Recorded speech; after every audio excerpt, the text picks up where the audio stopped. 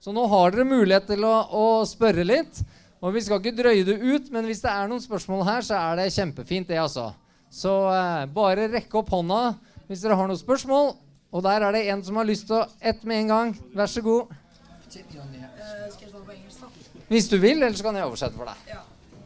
So carbon-14 is mainly used in carbon dating with a half-life of about 6,000 years, and I think it has been used for assessing the time of, for example, dead trees at about 10,000 years. How can you debunk that or disprove it? No, carbon-14, oh sorry. Yeah, I'll just repeat the question so everybody can hear it. Han spurte om karbon-14, og siden det en halveringstid på ca. 6000 år, det vel 5700 og noe, hvis jeg ikke husker helt feil. Og han lurer på hvordan vi på en måte kan se bort ifra et sånt bevis når man bruker det for å datere trær og annet organisk materiale som man kan gjøre det på. It sounds like you, Andy, would like to answer. Maybe Danny or... Well, please, go ahead. Okay, just briefly, but carbon-14 is not a problem. In fact, it's... You need to have it just closer to... Hello? Yeah. Can you hear me? Right, okay, right. Carbon-14, as you say, has a very quick drop to half its value. We call that a half-life. And we have with carbon-14 found in things like dinosaur bones, right? It immediately is our friend, because after 10 half-lives, that's about 50, if it really were true, but it would be 50 or 60 half-lives at the present rate, okay? Well, sorry, 50 or 60,000 years, then you would have actually gone down to zero, okay? So that means that if you find any carbon-14 in any material, it cannot be older, I think it's much less, but it cannot be older than 50 or 60,000 years, okay? So that means that and we have found carbon-14 in dinosaur bones, we found carbon-14 in wood, trapped in rock in the Grand Canyon, there's fossilized wood, which has got carbon-14 in it.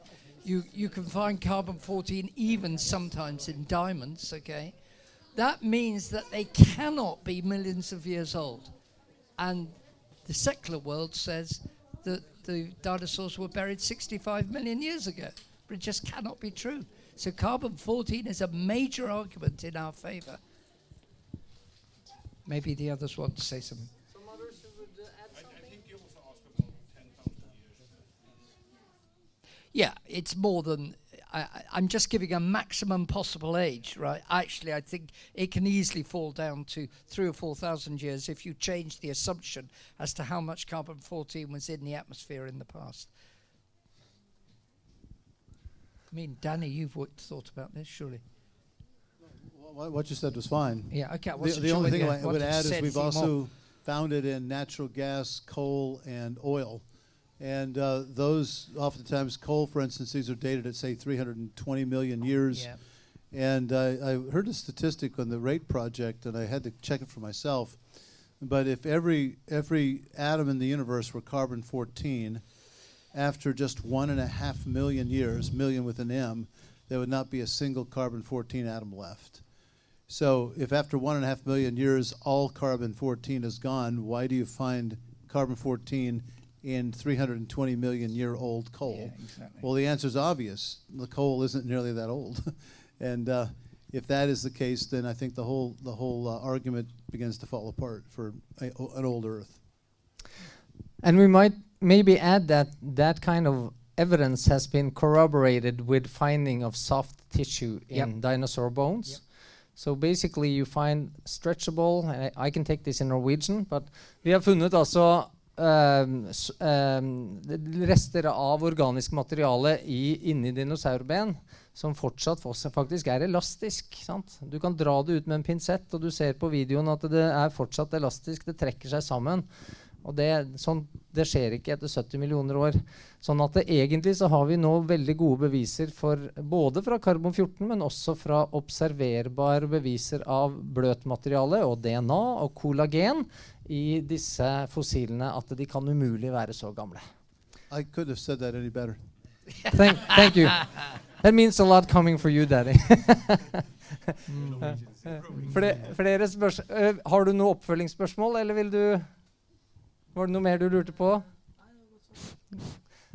Ja.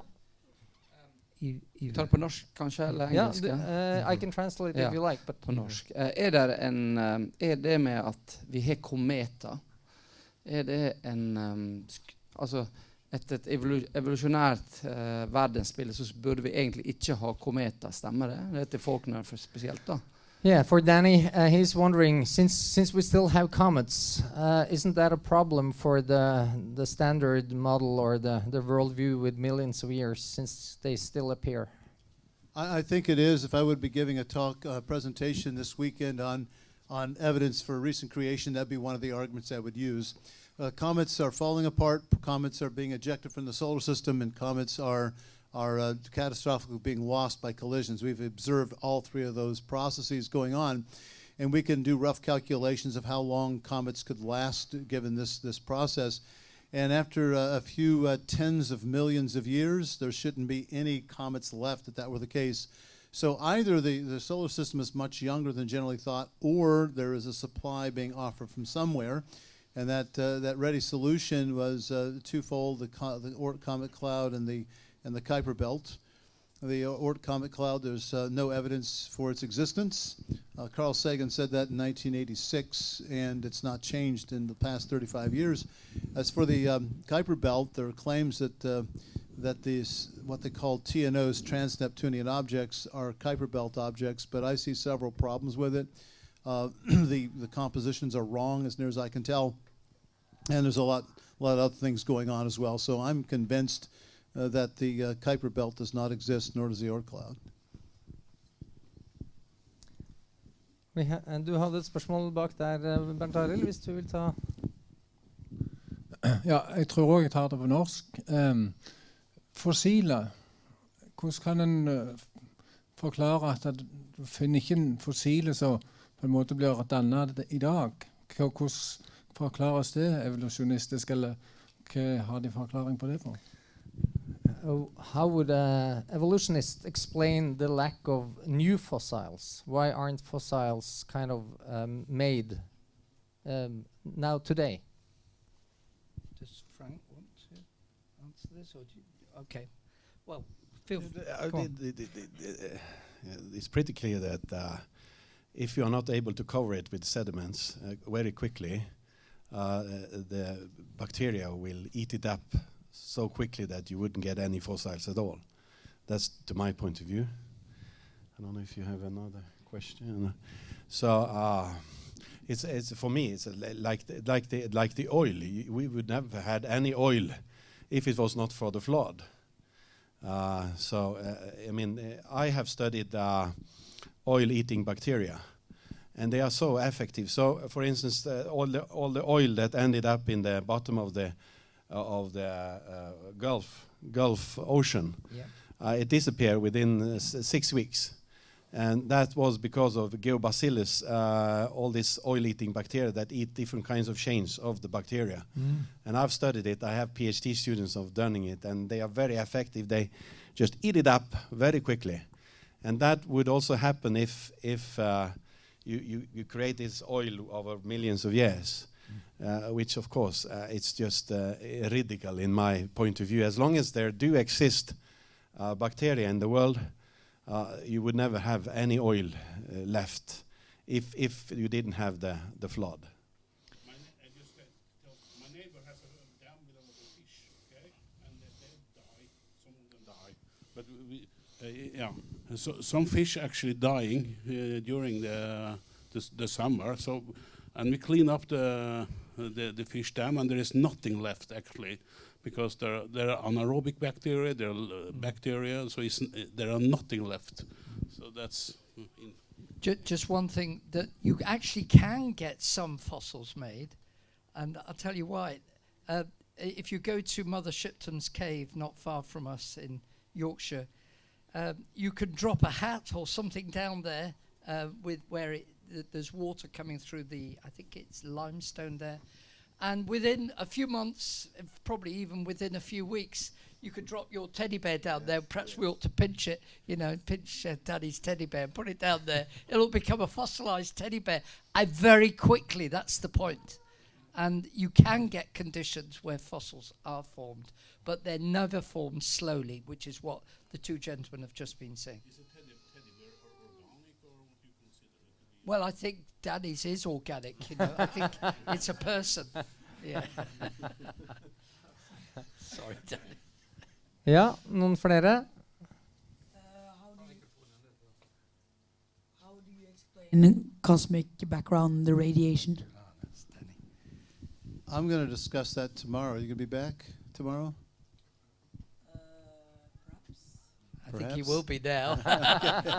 I do have an explanation for that tomorrow, so I'd like to defer that till then. Well, he won't sleep tomorrow. He's going to have to go to bed early to get up for that. Ja, du vil få et veldig godt svar i morgen da, forstår vi. Så da håper jeg at du kommer tilbake igjen, kan få høre det da. Noen flere spørsmål? Ja, Tore. Jeg lurer på DNA-strengen, om du kan finne Guds navn der. Jod, hei, vav, hei. Yahweh eller Jehova. Ja, det er for deg, Frank. Kan du svare på det? Yeah, he was asking if there is possible to find God's name in the DNA structure, the Jewish name or the Hebrew name. Yeah. I know about that kind of theory. I don't know anything about it and can't answer it. And but again, it's just remind me about DNA as an information. I mean, is again the evidence of a personal creator. So I mean, yeah, he's all over. How can you write DNA? I mean, none of us even have close to understand how we can go through some thousand bases, of a DNA strand. We don't even know how to read it. You see my point? So it's so full of information, but whether God has put his signature somehow, somewhere in the DNA, I mean, in this way you can say it's all over, because there is none of us humans who is able even to make a single new DNA sequence. So, and as a computer engineer, I might maybe add a little bit to that, because the DNA, if you look at it as information, you don't really always know where to start to read, because it's overlapping codes. It basically means that you can start to read it from here and that way, but you can also start in the middle and end in a different place, and it will be different proteins coded for wherever you start reading, because they're overlapping. And from a software perspective, that's really well, we're not even close to do that with software, because once we edit something in our code, we will destroy something else if it was overlapping.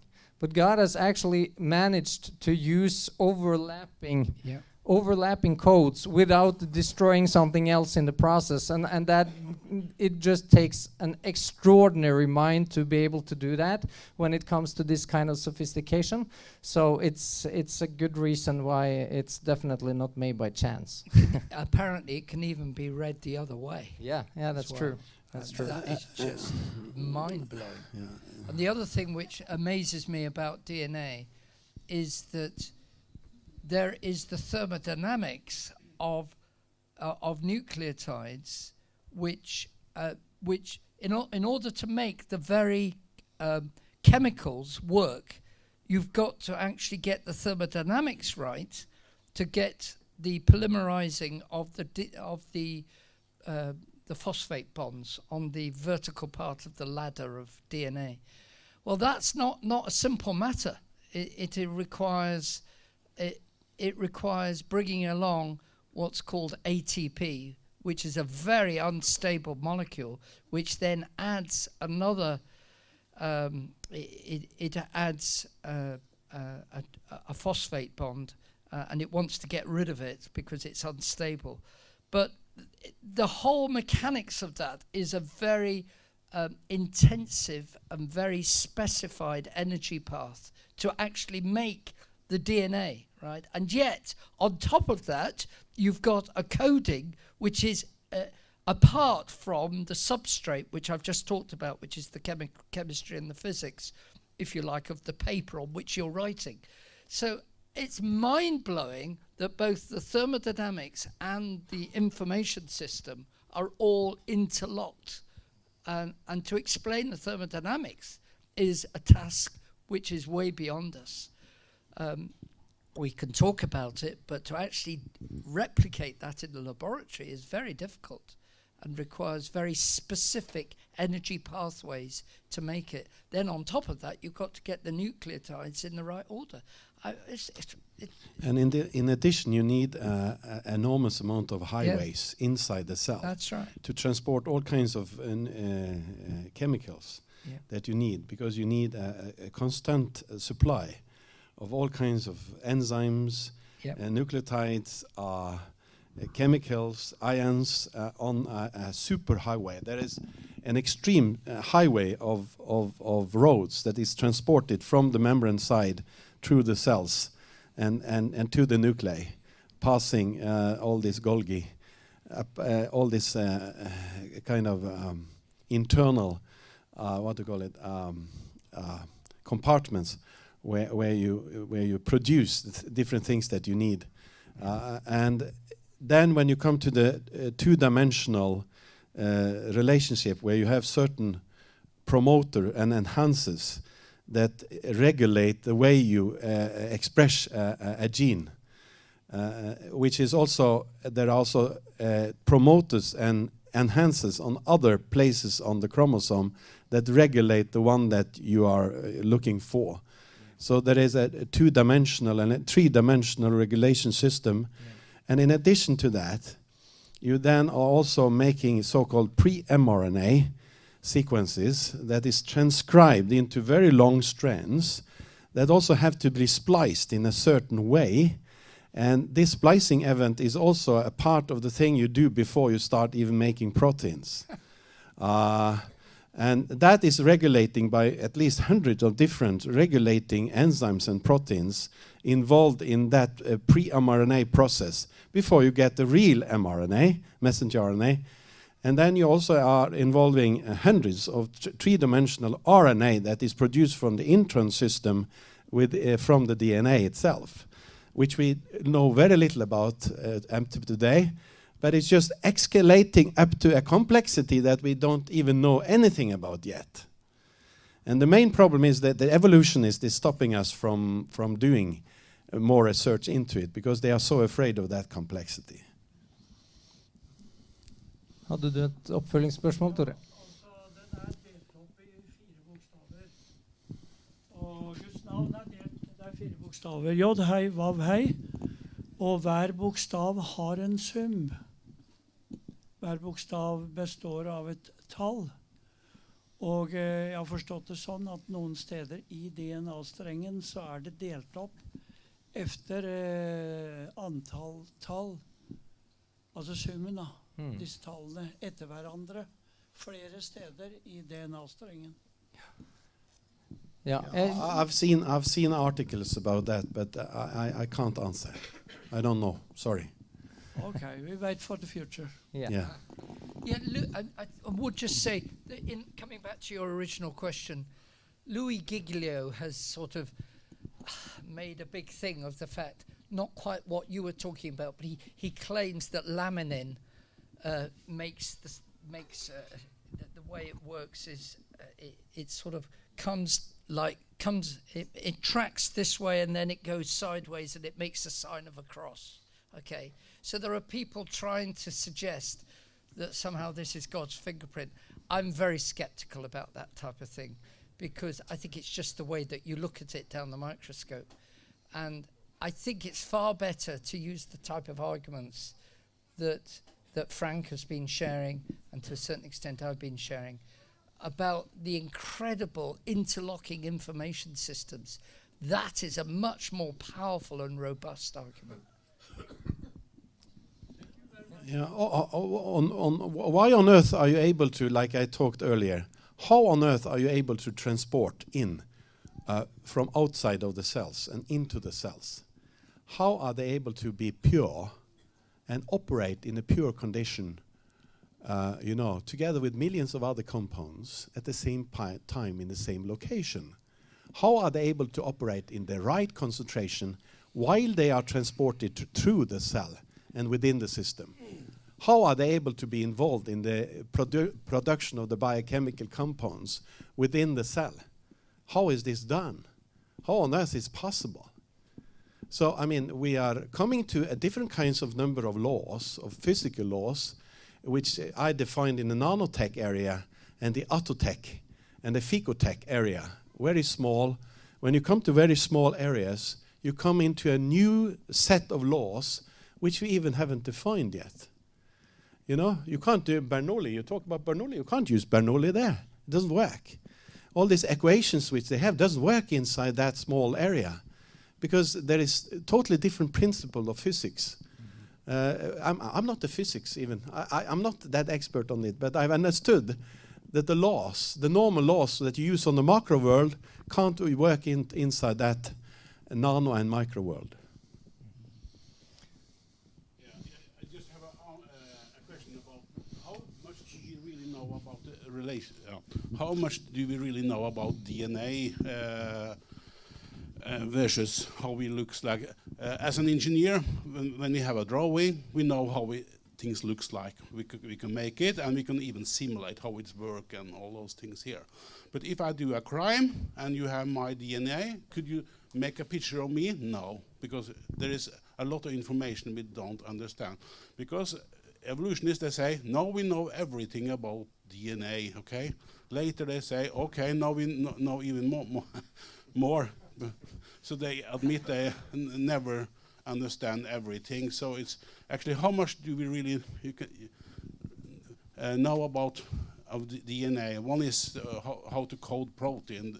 Yeah, there is a lot of different things. What do you think? How much do we know?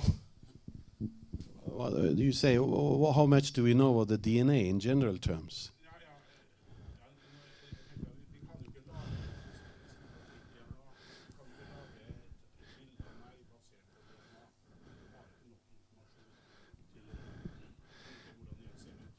Nei, og dessuten så er du ikke baby lenger, så...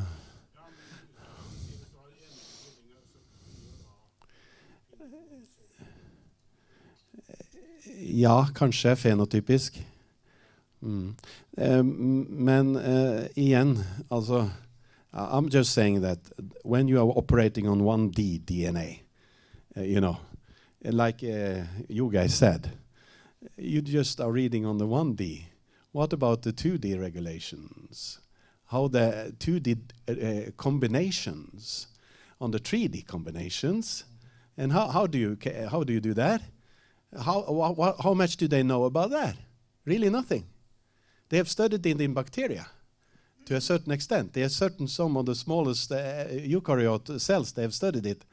But on higher organisms, what do they know about it? Nearly nothing.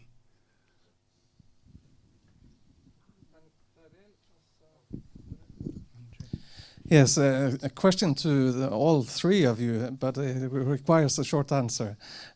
Several Christians they've been Christians their whole life, they trust the Bible, they know, okay, God is the creator, and they are not certainly or not so interested in science and the technicalities, but they fully trust the Bible and believe in God. And they don't see the necessity of this discussion, maybe. But I would certainly think that you, for some reason, have gained some extra in your belief through the studies of creation. Could you in one sentence say kind of what is your kind of take on this whole matter? What, with your relation to Jesus, with your relation to Bible, to your faith, what is kind of the essence of studying creation and science related to it? I'll start and I'll try and be brief. The authority of the Bible is strongly connected with this matter. If the Bible's not right in Genesis, then we might as well forget the gospel. If there is not a real Adam and a real falling away from God in the beginning, and death coming, which is what the Bible says, as a result of man's sin, then why did Christ die on the cross? The theology is what drives me. And what we can show with the science is that the science confirms, when you do it properly, that there is a massive pointer to God from the DNA and other things that we've been saying. The science of the flood and the geology shows to us that Genesis 6-9 is true. And everything is showing to me the authority of the scriptures. I briefly touched on this in my presentation today. I said then that ideas have consequences.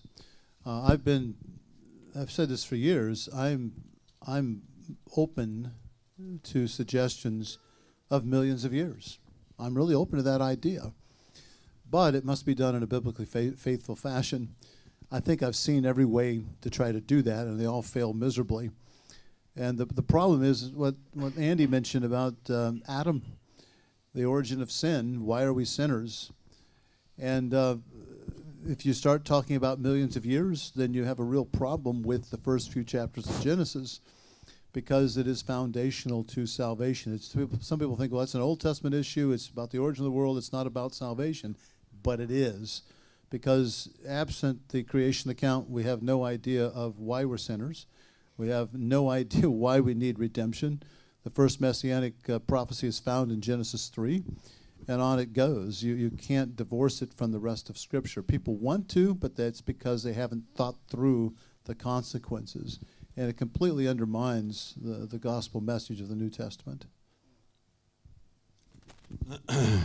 Adam got his son Seth when he was 130 years old. You believe that? If that is true, then the rest have to be true. So that's why the flood came at the year 1656, wasn't it? About that, Yeah. Somewhere around there. And that also learned me why it was so important that Adam have a long talk with Methuselah. And he has also a very long talk with the son of Noah, Sem, for 100 years. Methuselah talked with Shem for 100 years. And then Sem, he had a nice talk with even with Jacob, the son of Isaac. You know, he lived until the time of Jacob, as far as we can see.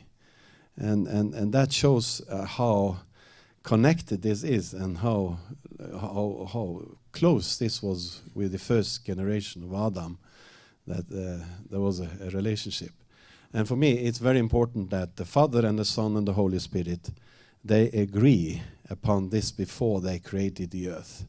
That every one of them independently accepted to fulfill the message of the cross.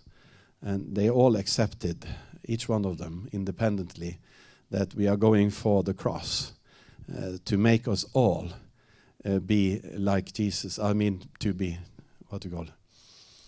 to be more and more like Jesus. And that's why it's so important for me to say that Jesus died on the cross precise at 3 o'clock that Friday. And it was not any Friday, it was that Friday, only that Friday that it could happen. And that all things was planned so fantastically from the beginning. Everything started at the Genesis chapter 1. What didn't start at Genesis chapter 1 and 2? What didn't start there? Everything started there. So how can you get across without all that start? And that's why I'm saying that Jesus is the way, the truth, and the life. The truth is for me the mathematics. The way is the physics, and the life is the chemistry. So in death you can see that Jesus really understands in depth of chemistry, mathematics, and physics. That was a bit of philosophical. Yes, it was a bit.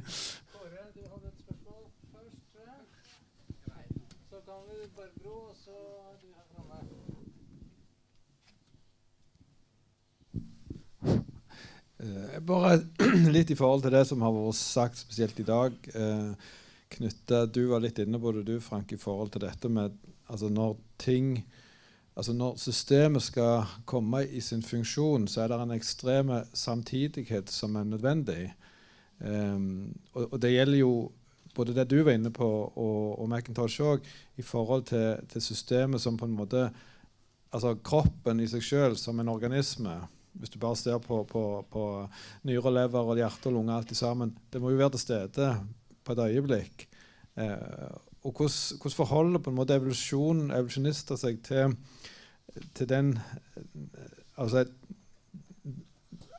at dette på en måte, altså du kan ikke utvikle det, for at du var inne på det selv, at det går sånt, det virker ikke, det vil falle fra hverandre.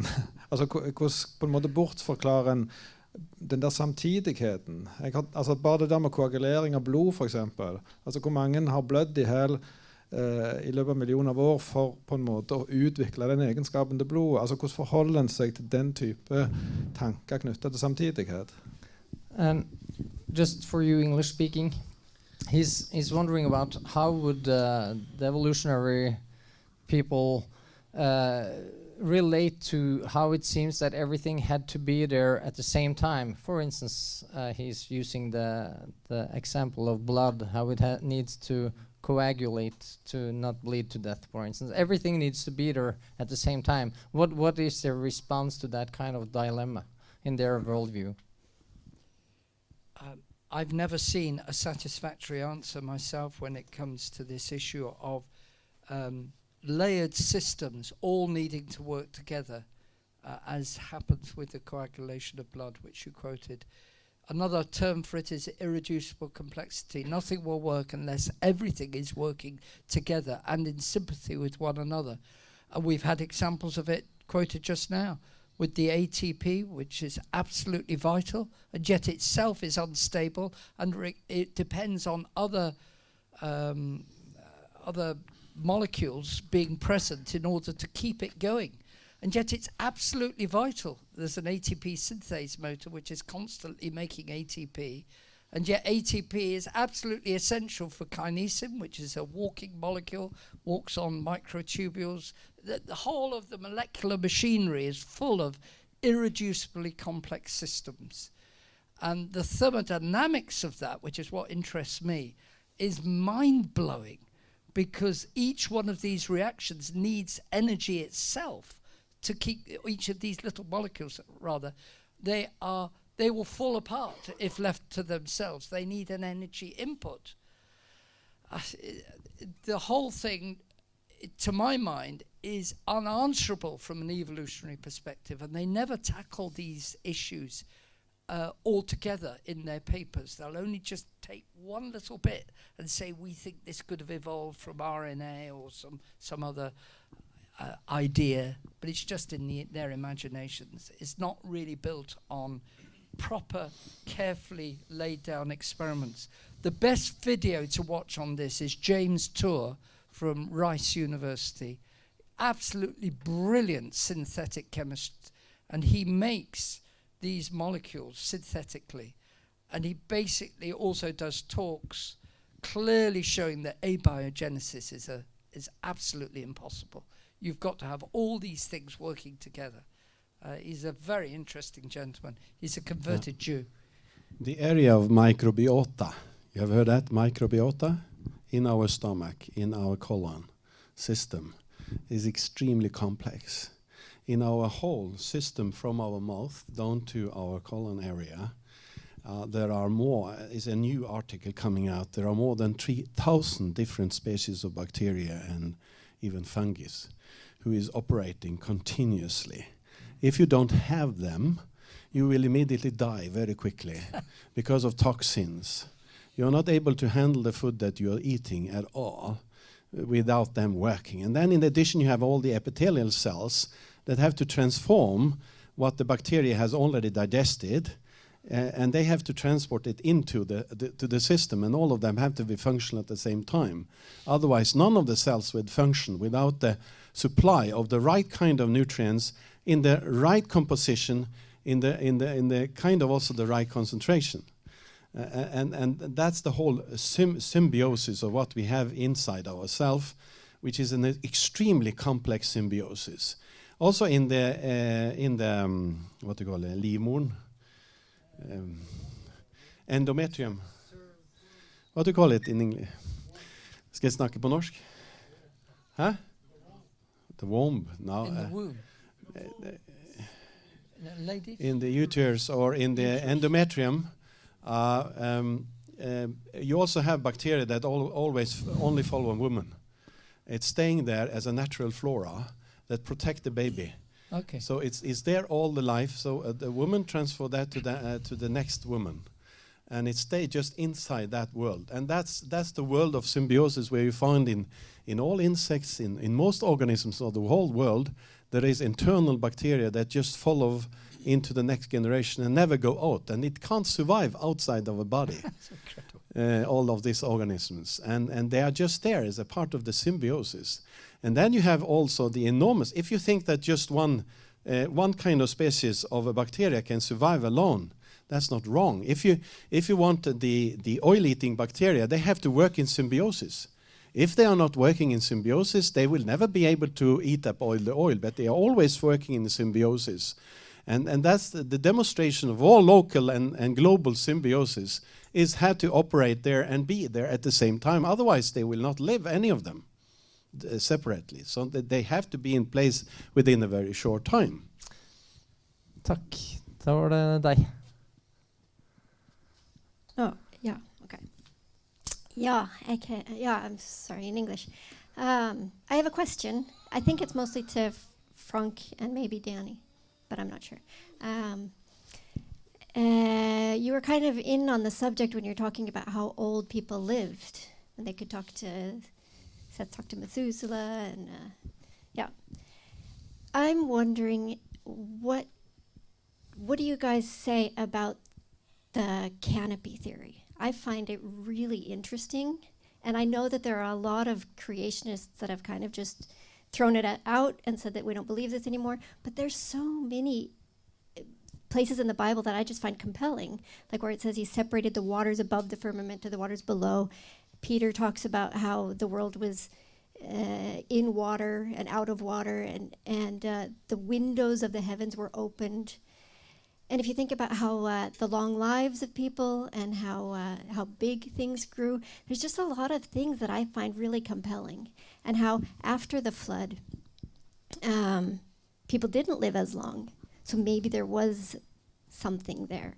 And I'm kind of afraid to ask this because I'm afraid you're going to pop my bubble, because I really like this, but I kind of want to know the truth too. Danny, go on, pop your pop. Don't confuse me with the facts. Come on. Okay, I've been in creation circles now for going on a half century, and early on, most of us believed the canopy model. It was something that was promoted by Henry Morris and John Whitcomb going back into the 60s. However, over the years, a number of us became less and less enthusiastic about it. And today, most of the creation ministries out there do not support it. Answers in Genesis has been around for more than 25 years, and we've never supported it. Why do we move away from it? Several reasons why. One is the physical side. Larry Vardaman was hired, he's an atmospheric physicist, hired at Institute for Creation Research. It's Henry Morris's organization, trying to make the model work. He worked for years and years and years and finally concluded he couldn't make it work physically. You can't just get a canopy up there. There are other physical problems. If you had a canopy that was thick enough to do what you wanted to do, Could you see the stars through it? Is another question. So there are a lot of things that were just hand waving, trying to explain with this. Then there are other issues as well, biblical type issues. I will speak on this very briefly tomorrow. I will critique it very briefly, so thank you for the opportunity to save time tomorrow talking about this. But I note that Psalm 148 speaks of the waters above the heavens. That sure sounds like the waters that God placed above the heavens, or the rakia, the expanse, the firmament of day 2. And Psalm 148, we don't know who wrote it, but it's almost certainly a post-flood psalm. It wasn't a pre-flood psalm. So what was it still doing there if it collapsed at the time of the flood to cause the flood? There are several things put together. You mentioned a laundry list of things that attempted to explain with it. One was longevity of mankind, the large animals that we know existed at one time. Sometimes they've tried to invoke it to explain why there was no rain before the flood. All these claims you need to investigate on the merits on their own. The claim about no rain before the flood, the Bible doesn't actually say that. In chapter 2, the beginning, it speaks of God. That God had not rained down on the earth yet. God had sent a mist to form to water the plants. And it also says that God had not made man yet, which means this is in the middle of the creation week. That doesn't mean that after the creation week ended there was no rain. I think it's a stretch to say that. It might be true, but the claim that that's what it means, I think, is going beyond what the passage says. They say that there was no rainbow before the flood. Where in Scripture does it say that? It doesn't. The first mention of a rainbow is after the flood as a sign of the covenant that God made with Noah. But that doesn't mean that there were no rainbows. There are good examples of things that had existed earlier and then were given a whole new meaning or purpose at some point. So the being a covenant doesn't mean that there was no rainbow before. The Bible never says that, makes that claim. As for longevity, you can explain that other ways. Genetic changes that took place. It didn't happen all at once. It happened over a number of generations. By the time you get to Abraham, he was quite old, I guess, at 100 years, but yet Shem was still alive, and he was hundreds of years old. Why was Shem not considered dead at that point if Abraham was pretty old at 100, it seems? So I think there's just a lot of loose ends here, and I think the canopy model was put together to try to explain too much, perhaps. Now, there are people still pursuing it out there. There are other things they're trying to argue. But Russ Humphreys was one back years ago who was speaking out against the canopy model. And he said that he was giving a presentation probably 25 or 30 years ago. And this dear old woman in this church where he spoke said, "But you're taking our canopy away from us." And, we should really not hold our theories too tightly. I have changed my mind about some stuff. I'm going to share with you tomorrow things that are different, quite different from my first book written almost 20 years ago now, Universe by Design. I've changed my mind about cosmology. We shouldn't be afraid to re-examine our ideas, and that's what I've done with the canopy model. I've looked at it. I believed it for many years. I looked at it and finally realized, no, the Bible doesn't really clearly teach this, and I think there's a better way. So I don't want to rain on people's parade and take too much away from them or pop the bubble, you said, burst the bubble. But I just don't believe the canopy model is a good explanation anymore.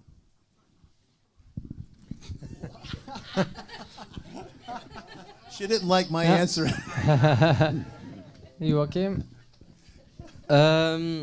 For about a month ago, this is for Denne, there was this, supposedly it was taken a picture of a black hole called Sagittarius 1. I think. How would you explain that, the black hole? Yeah, I was really out of contact with the world for a week there when that happened, and I thought about writing something about it. But you know what? I wrote something about this several years ago, a couple of years ago. This was not the first picture of a black hole, quote unquote. It was the second picture of a black hole. There was one in another galaxy called M87. That was the first picture of a black hole, photograph of a black hole. What made this one different was this was a black hole, not in another galaxy, but at the center of our own Milky Way galaxy. So when this first photograph came of a black hole, I keep putting in air quotes, came out a couple years ago, I wrote an article about it for our website because I realized immediately it was not a photograph of a black hole. That's why I kept putting it in air quotes. Think about it. What is a black hole? Well, a black hole is a region of space that has so much density, so much mass, and so little volume that the escape velocity is greater than the speed of light, which means it's a hole, in fact, that things that fall into it don't come back out, and it's black in the sense that light itself can't escape from it. Now, photograph, the word means light picture. If an object doesn't give off any light, how can you collect light to make a picture of it? Obviously, that was not a photograph of a black hole, was it? What it was, and the reporting on this was absolutely terrible, it was that both of them are photographs of the accretion disk around the black hole, which is outside of the black hole. Now, what's an accretion disk? Well, a black hole is sitting there with a tremendous amount of gravity, and if matter is infalling, it can come from a companion star, it can come from other things, but if it's infalling and it gets close enough, it's got some angular momentum, which means it's going to go into an orbit around it. And as it starts to go in an orbit around, it's going to come back here and slam into material that's coming in already, and that collision is going to rob it of orbital energy, which causes it to go down into a lower orbit, which repeats the process, which goes down to a lower orbit, and so it descends sort of like a drain spiraling around like this, going down as you flush or drain the sink. Now, as it does that frictional loss converts that orbital energy into random motion, which we know as heat. So those accretion disks get very, very hot. It's so hot in the case of a black hole, they give off X-rays. And X-rays are pretty hard to produce naturally in astronomy, large amounts of it, I should say. So when we started building X-ray telescopes in the 1960s, we started detecting these X-rays sources, and we realized there's something funny going on here. So we investigated further to try to find out what was going on. And what we were seeing was the radiation coming from those hot accretion disks into it. We can use that to figure out there's a black hole there. It's a very complex thing. I have a whole talk I give on it called Things That Go Bump in the Dark. Do you all carry that DVD, by the way? Apparently not. Things That Go Bump in the Dark? Well, if you don't have it, you don't have it. But it's a talk I give on this where I explain more things. But the point is, we've been detecting these accretion disks since the 1960s. We didn't have photographs of them. We had radiation from them, spectra and things like this we could actually study. But what they did is they got recently got a large network of radio telescopes to look at these things intently for a very long period of time, put the data together to produce a light image. It's a radio light, but radio image of the accretion disk. So I have to quibble about the terminology. They report it as a photograph of a black hole, and it's not. It's a photograph of the accretion disk around the black hole, but it's outside of the black hole. And by the way, I use the word accretion. That means to accrete, which means it's a fancy English word. It's just simply gathering or collecting materials, what it's doing. Stuff that eventually will fall into the black hole. That help? I didn't want to take so long to do it, but I had to define some terms. But I just want to say, can I just say to that lady? Yeah. That I slightly disagree with what he's saying. So I think there is so much more to be done on the research, in particular on the second day. And I want to see much more of this study on the climate before the flood. And I think there is so much to be done to study it more carefully. And I've seen big holes in the answers and Genesis as well as in my own studies. So let's pull it together to see if we can do something better. And let's disagree in a very friendly fashion. Yeah. Which is good. Yes. Bare sånn at dere klar over det. Vi holder på garantert ikke lenger enn til klokka 9. Det skjer ikke. Men det noen spørsmål til her. Yeah, so if we can try to shorten the answers a little bit because we're running out of time. But there was it an you here? Okay, you're first. Yeah. I'm sitting beside our youngest son here, and he is wondering if any of you believe in extraterrestrial life. Yeah. No. No, Christ only came to this world, and any extraterrestrial life would imply that you've got another world free to go. If it's life like we know it here, then you've got free agents who could go wrong again, and you'd have Christ dying twice over, 3 times, 4 times over. There's only life here. There are a couple of resources there that might be of use. There's a good DVD, I think, that is called Alien Intrusion. It's made by the director of CMI. He's kind of an expert on this field, and there seems to be a growing agreement among people that are not even Christians that this is not an interstellar phenomena. It's not out of this world. It's other dimensional. So they are actually, even though they are not Christian, they're actually starting to believe that these are beings from outside of our reality. So basically, they are agreeing it's spiritual. It's not aliens, it's probably demons. And yeah, so angels, demons. So if you're interested, find the Christian DVD Alien Intrusion. It's a very good resource. My question was just a little related to the previous one. Like, I was wondering what they think about the people that want to try to make evolution work by appealing to aliens and such, and what their reasoning for that is.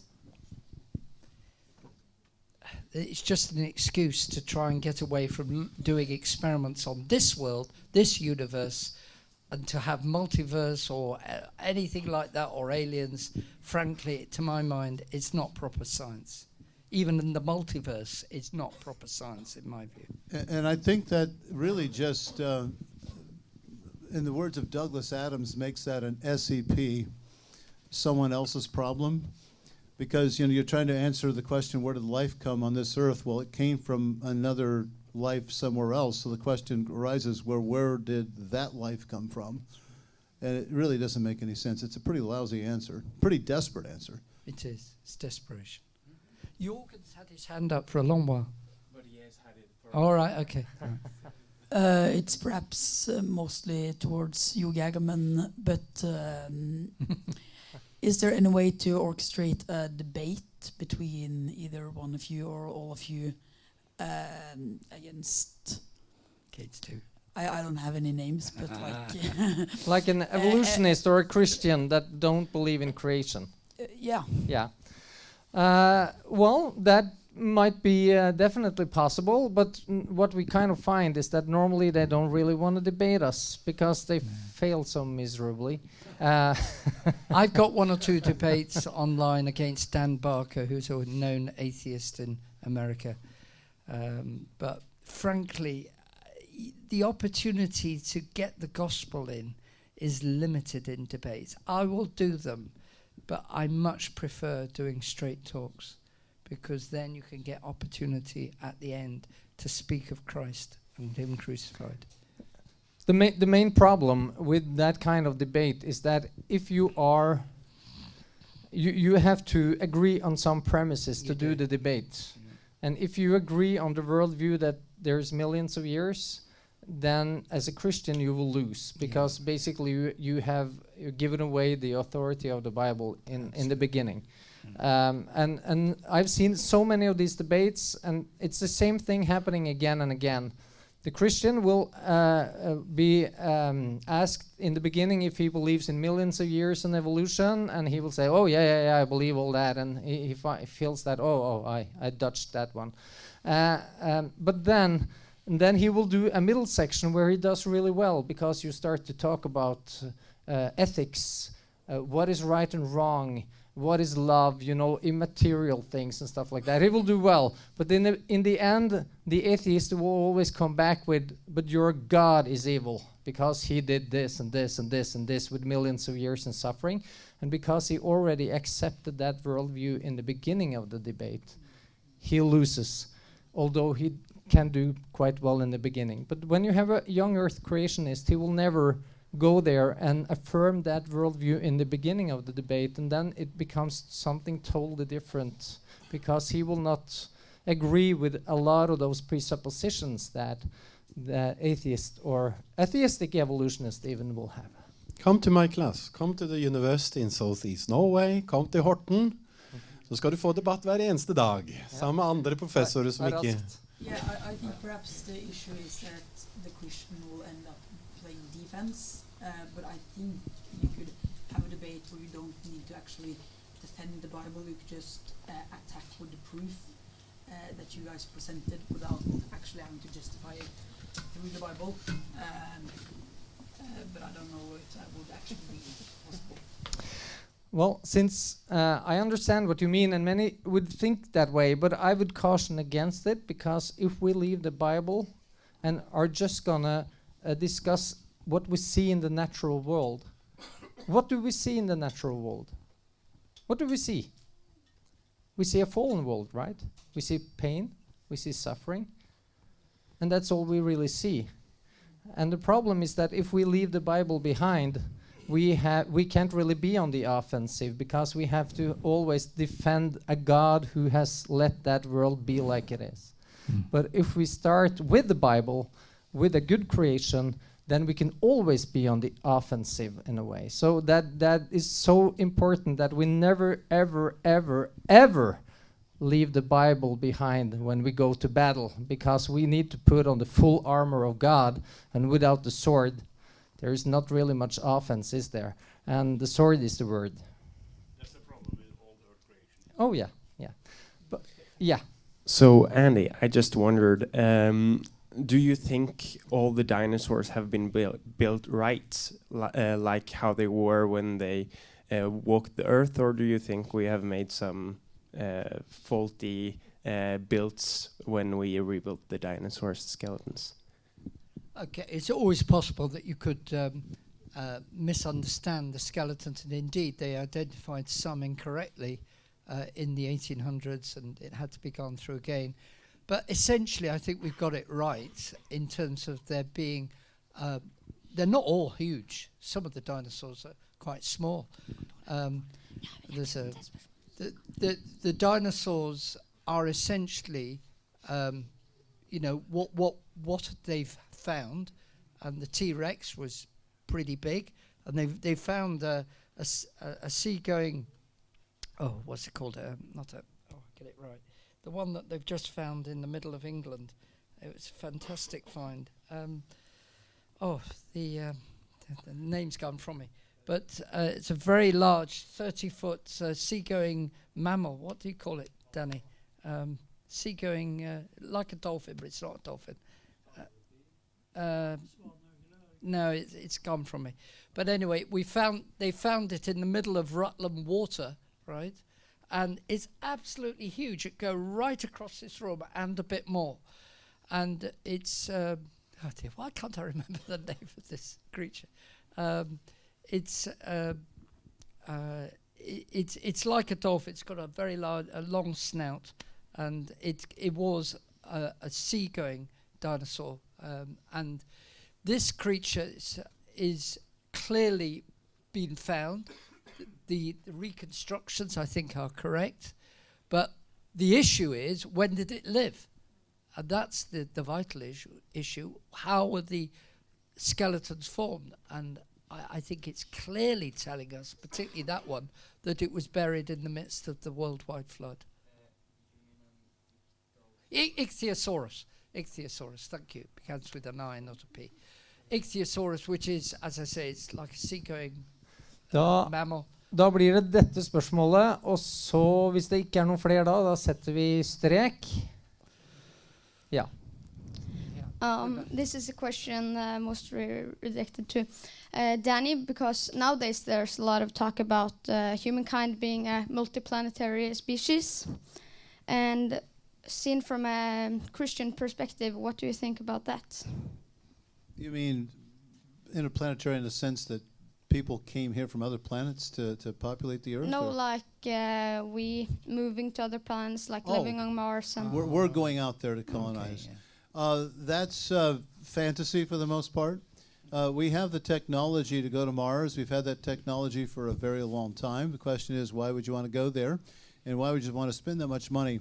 It would take you 6 to 9 months to get there. Yeah. You'd have to wait a year and then 6 to 9 months to come back. We're talking 2 years round trip. You got to take all your food with you, all your water, and everything else you might need. When we went to the moon 50 years ago, it was like a camping trip. You packed up a few things, you took them with you, and you came home. But when you're going to go someplace for 2 years, you're not camping anymore. You're living there. So how big is a spacecraft going to be? You're going to have all the food, water, and other supplies. What if somebody gets appendicitis or cancer on the way there? You know, there's a woman who was wintering over in Antarctica a few years ago. She self-diagnosed that she had cancer. They had to go and mount a midwinter rescue mission to get her out of there to treat her. It was very expensive and very risky.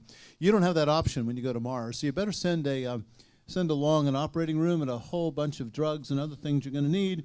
And you better send along 2 surgeons in case the surgeon is the one that has the problem.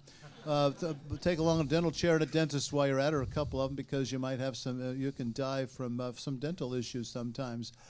This spacecraft just gets bigger and bigger and bigger. By the way, you're going to need probably triple redundancy on everything in case something goes wrong, like the Apollo 13. They had a big explosion aboard, and they barely made it back alive. But they were just camping for a few days. You can't do that when you're going for 2 years. How big is this spacecraft now? Well, probably a half a kilometer size. You know, it's huge. And where are you going to get the money to do all this, and where are you going to get the political will to spend all this money? And you go to Mars, you can't live there really long term because they don't have the things we have here on the Earth we take for granted, like liquid water and food, those kind of things. So colonizing other planets is out of the question at this point. It would take a tremendous revolution and revolutions probably in science to do this. And then if you want to go to other stars, the rate that we can send people now, it would probably take close to 1 million years to mount a mission to another planet around orbiting another star. And I don't know too many people who would be willing to sign on to that kind of mission.